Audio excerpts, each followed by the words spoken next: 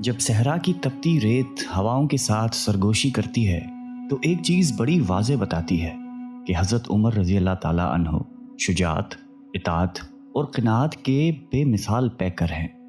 تیر اندازی، پہلوانی اور خطابت میں آپ نے مہارت حاصل کی۔ اسی زمانے میں ہی لکھنا پڑھنا سیکھ لیا تھا۔ رواج زمانہ کے مطابق تعلیم کے بعد فکر معاش کی طرف متوجہ ہوئے اور عرب کے اہم مشغلہ تجارت کو اپنے روزگار کا سامان بنایا۔ تجارت کے سلسلے میں آپ نے دور دراز ممالک میں سفر کیے۔ اس سے آپ کو بڑے تجربات حاصل ہوئے۔ خودداری، بلند حوصلے، معاملہ فہمی اور دور اندیش نگاہی اس کا نتیجہ تھا۔ قبائل کے درمیان معمولی رنجشوں کو اپنے غیر معمولی فہم اور تدبیر سے بہت جلدی حل فرما لیا کرتے تھے۔ عمر کا 27واں سال تھا کہ ریگستان عرب میں آفتاب اسلام طلوع ہوا۔ مکے کی وادیوں سے توحید کی صدا بلند ہونے لگی۔ مشرکین عرب کے ساتھ آپ کے لیے بھی یہ آواز نامانوس تھی۔ آپ اس پر سخت برہم ہوئے، یہاں تک کہ جس کے بارے میں یہ پتہ چلتا کہ وہ مسلمان ہوا ہے اس کے جانی دشمن بن جاتے۔ ان کے خاندان کی ایک کنیز مسلمان ہو گئی تھی، اس کو اتنا مارا کہ مارتے مارتے تھک جاتے۔ اس کنیز کے علاوہ بھی جس پر زور چلتا اس کو خوب مارتے پیٹتے۔ لیکن اسلام کا نشہ ہی ایسا تھا جو ایک بار چڑھ جاتا تو اترنے کا نام ہی نہیں لیتا تھا۔ ان تمام سختیوں سے ایک شخص کو بھی اسلام سے نہ اتار سکے۔ قریش میں سیدنا عمر فاروق رضی اللہ تعالیٰ عنہ کی طرح ابو جہل بھی مسلمانوں کی دشمنی میں صف اول میں تھے۔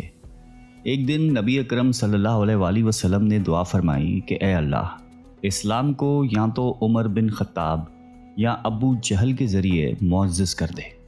مگر یہ دولت تو ازل سے ہی سیدنا عمر فاروق رضی اللہ تعالیٰ عنہ کی قسمت میں لکھی جا چکی تھی۔ دعا نبی کی ہو تو اثر کیسے نہیں دکھاتی۔ اسلام کا سب سے بڑا دشمن جانثار اور دوست ہو گیا۔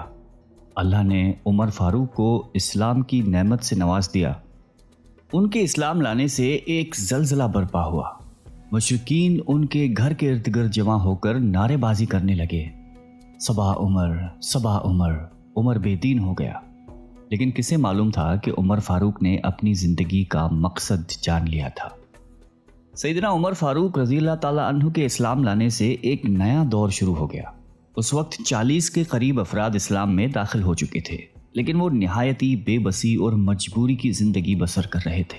اعلانیہ فرائض مذہبی ادا کرنا تو درکنار، اپنے آپ کو مسلمان ظاہر کرنا بھی خطرے سے خالی نہیں تھا۔ کعبہ میں نماز پڑھنا تو ناممکن تھا۔ آپ نے مشرکین کو جمع کر کے بڑی جرأت مندی اور بہادری سے اپنے اسلام کا